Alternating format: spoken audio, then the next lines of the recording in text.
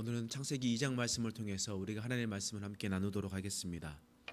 우리가 성경을 읽고 또한 묵상을 할 때 늘 성경에 있었던 배경을 먼저 살펴보았습니다. 요한계시록을 우리가 찬찬히 살펴볼 때도 요한계시록에 쓰여진 배경을 알아갈 때에 요한계시록의 말씀이 어떤 말씀인지 우리는 분명하게 알게 되었습니다. 모세오경도 마찬가지입니다. 우리가 설명하면서 모세오경이 성문화되었었던 배경에 대해서 우리가 한번 이야기를 해 보았습니다. 이스라엘 사람들은 바벨로니아와 전투를 했습니다. 신과 신과의 전투였습니다. 그런데 바벨로니아가 승리했습니다. 때문에 사람들은 바벨로니아 신이 대단하다고 여겨졌습니다. 그 사람들은 포로로 수천 킬로를 끌려갔습니다. 그러면서 하나님이 정말 살아계신가? 그리고 하나님은 많이 원망하기도 했습니다. 또한 그 포로의 마지막에 찬란한 바벨론 문명의 영광을 보게 되었습니다. 이스라엘과는 비교도 할 수 없는 큰 나라요, 큰 성이었습니다. 또한 그 안에 들어가 보니 거대한 신전이 있었습니다. 그리고 그곳에는 또한 창조의 신 마르둑이 있었습니다. 때문에 창조하신 여호와 하나님이 창조하셨냐, 아니면 마르둑이 창조하셨냐, 이것을 통해서 사람들은 많은 혼란들이 있었습니다.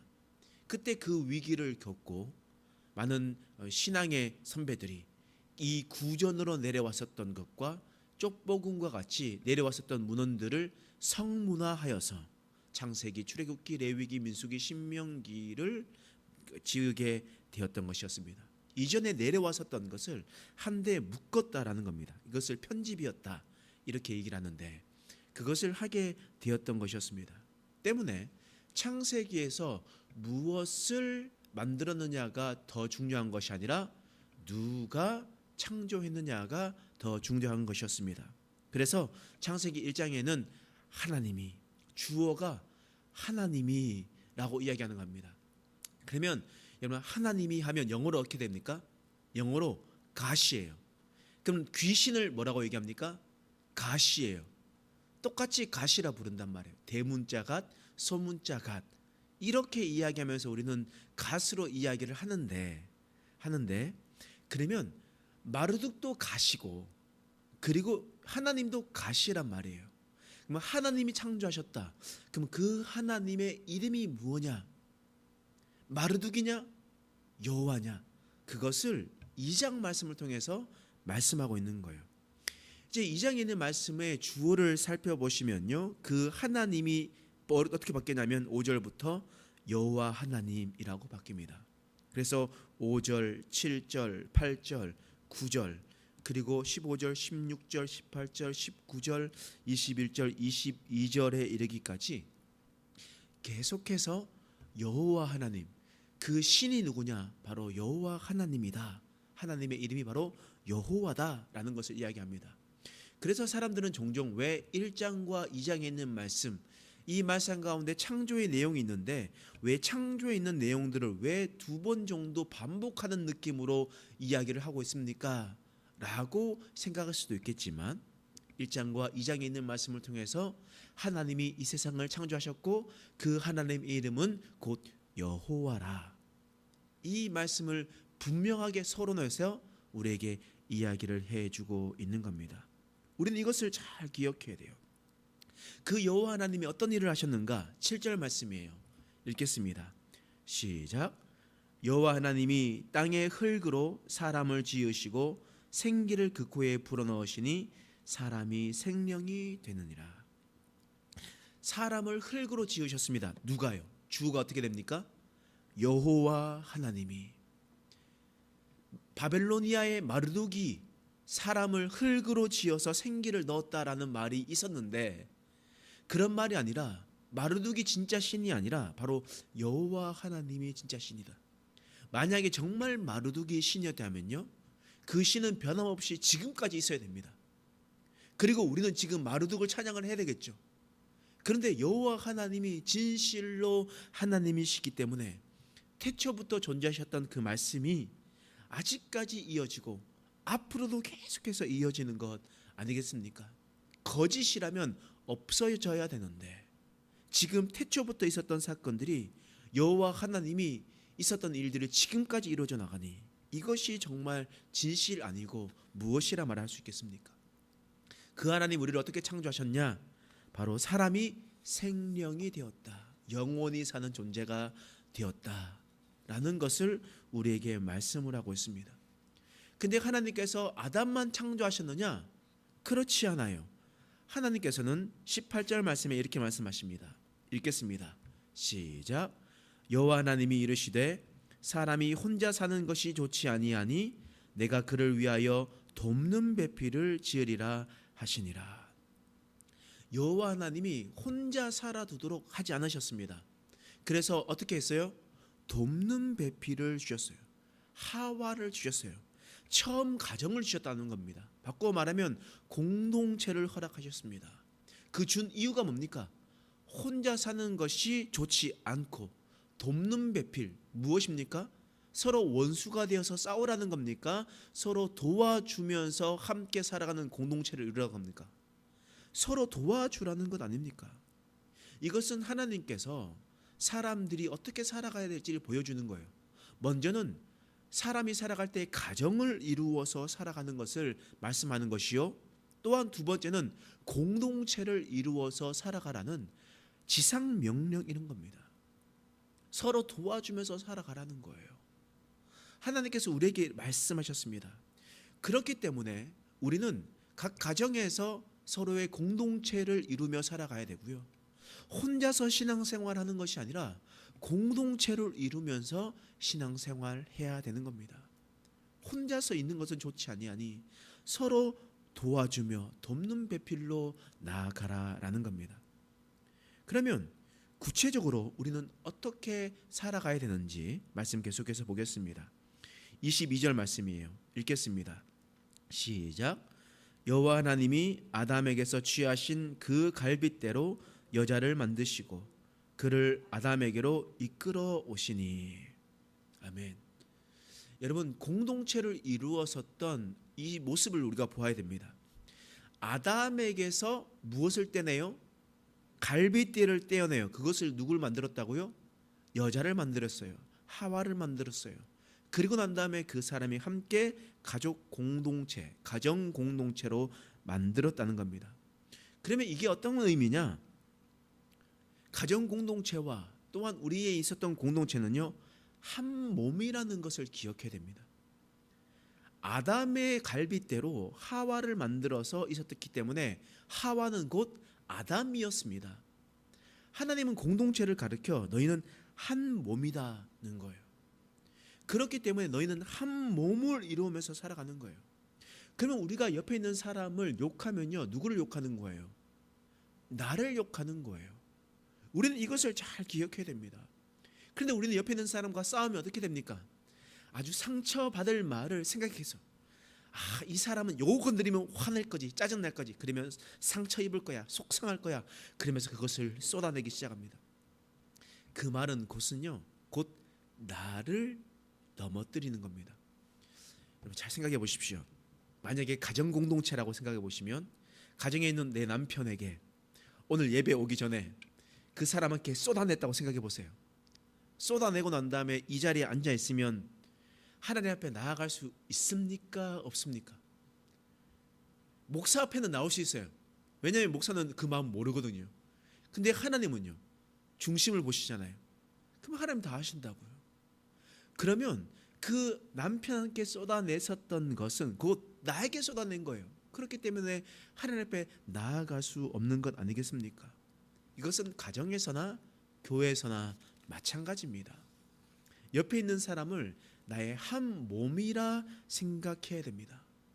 그리고 그 사람들을 도와주고 내 몸과 같이 사랑하며 살아가라. 하나님께서 우리 공동체에게 말씀하는 겁니다. 그렇기 때문에 옆에 있는 사람을 나의 한 몸이다, 내 몸이다 생각하면서 그 사람을 생각해 주시길 바랍니다. 또한 두 번째로 23절 말씀이에요. 읽겠습니다. 시작. 아담이 이르되 이는 내 뼈 중에 뼈요 살 중에 살이라. 이것을 남자에게서 취하선즉 여자라 부르리라 하니라. 처음에 하와를 만들고 난 다음에요, 아담이 뭐라고 얘기했냐면 내 뼈 중에 뼈요 살 중에 살이라. 무슨 말입니까? 사랑 고백이거든요. 정말 너는 내 것이다. 내 몸이다. 내가 너를 그렇게 아끼겠다라고 이야기를 하는 겁니다. 때문에 우리는 어떻게 해야 되냐? 우리 옆에 있었던 공동체와 옆에 있었던 우리 가정 공동체에게 서로 사랑 고백을 해야 됩니다. 사랑 고백을 해야 돼요. 연애할 때만 사랑한다 이야기하고요. 결혼하면 야, 뭐 식구끼리 그런 말을 하냐라고 이야기합니다. 그거는 하나님의 메시지가 아니에요.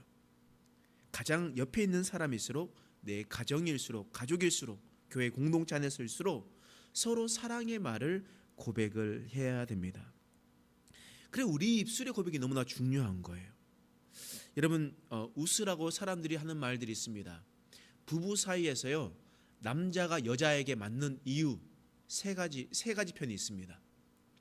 젊었을 때 남자가 여자에게 맞는 이유가 있습니다. 남자가 젊었을 때 열심히 일하거나 뭐 이렇게 해가지고 밤 늦게 들어가면, 새벽 늦게 술 마시고 놀다가 들어가면요, 아내가 화내고요, 남편을 때립니다. 왜 이렇게 하냐고 때려요. 그러고 나는데 시간이 지나요. 은퇴할 쯤 됐습니다. 은퇴했습니다. 그리고 왜 맞느냐? 밥 안 해준다고 맞습니다. 밥 해달라고 얘기하면 맞는다고 해요. 그래서 좀 지나면, 이제 훨씬 황혼이 지나고 이제 되면 아침에 자고 일어나고 눈 떴다고 맞는답니다. 그래서 딱 왜 눈 떴어요? 라고 얘기해요. 웃자고 하는 말이겠죠. 여러분, 젊었을 때는 늦게 온다고 맞고, 그리고 이제 은퇴하면 밥 해달라고 했다고 맞고, 그리고 나중에는 나이가 들어서는 이제 눈 떴다고 맞고. 참다운 사랑의 공동체가 이렇게 해서는 되겠습니까? 여러분, 그렇기 때문에 여러분, 사랑해, 집에 가서 남편에게 사랑해 라고 얘기하면 이래가 오늘 왜 이러냐 이렇게 생각할 수도 있으니까, 여러분 이렇게 얘기해 보십시오. 아침에 자고 일어나서 잘 잤어?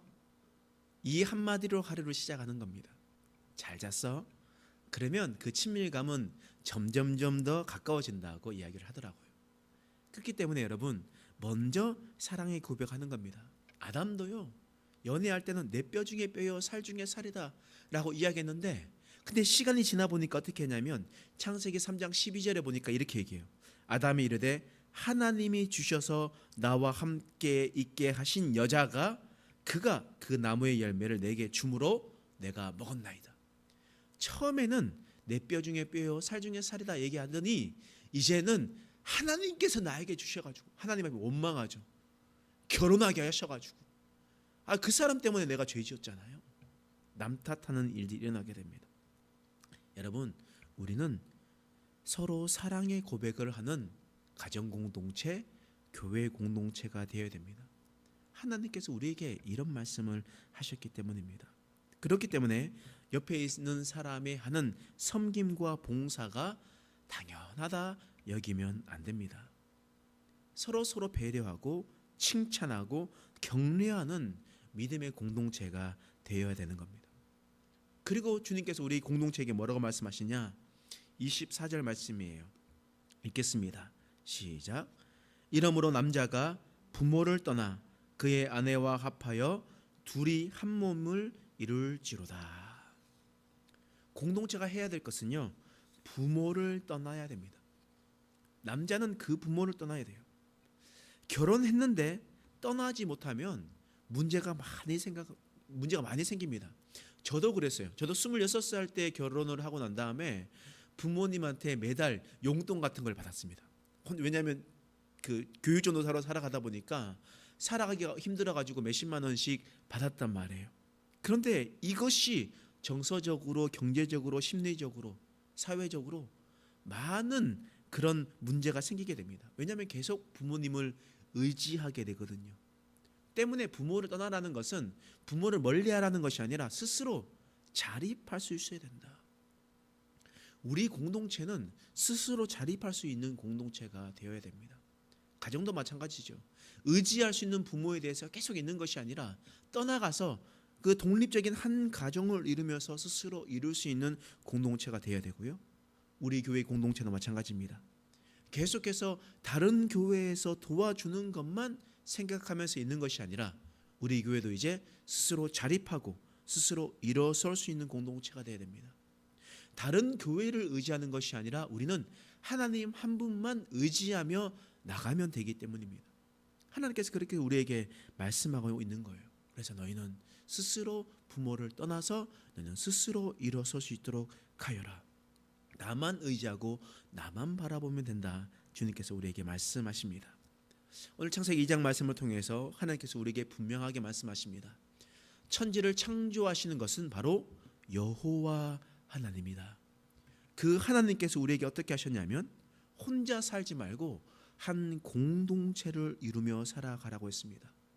이것은 곧 우리의 가정 공동체이기도 하며 우리의 교회 공동체이기도 합니다. 때문에 우리는 가정 공동체에서나 교회 공동체에서나 해야 할 일이 있습니다. 먼저는 우리는 한 몸으로 여겨야 됩니다. 서로 한 몸이다. 나만 생각하는 것이 아니라 다른 사람이 곧 나임을 기억해야 됩니다. 내 남편이, 내 아내가 곧 나임을 기억해서 나의 몸을 챙기듯이 옆에 있는 사람을 챙기는 것이 우리에게 필요합니다. 두 번째로 우리는 서로 사랑의 고백을 해야 됩니다. 처음에만 사랑을 고백하는 것이 아니라 사랑의 고백은 계속해서 끝까지 하는 겁니다. 그리고 마지막으로 부모를 떠나야 됩니다. 내가 의지하고 있었던 것을 떠나야 됩니다. 그리고 홀로 설 수 있어야 됩니다. 그래야 성숙한 사람, 성숙한 신앙 공동체가 될 수가 있습니다. 우리가 이것을 잘 기억해서 오직 하나님만을 경외하고 하나님만을 의지하며 살아가는 저와 여러분 되시길 간절히 소망합니다. 기도하겠습니다. 하나님, 오늘 말씀을 통해서 우리를 깨닫게 하신 것을 감사합니다. 하나님, 이 세상을 창조하시는 것은 여호와 하나님이시며 하나님께서 우리에게 공동체를 주셨음을 감사합니다. 그래서 우리는 한 몸을 이루며 살아가고 서로 사랑을 고백하며 또한 부모를 떠나 스스로 하나님 일어설 수 있는 자들 될 수 있도록 하나님께서 도와 주옵소서. 말씀만 듣고 지나는 것이 아니라 그 말씀에 실천하며 순종하며 걸어나갈 수 있는 우리의 인생 되게 하여 주시옵소서. 감사드리며 예수님의 이름으로 간절히 기도드립니다. 아멘.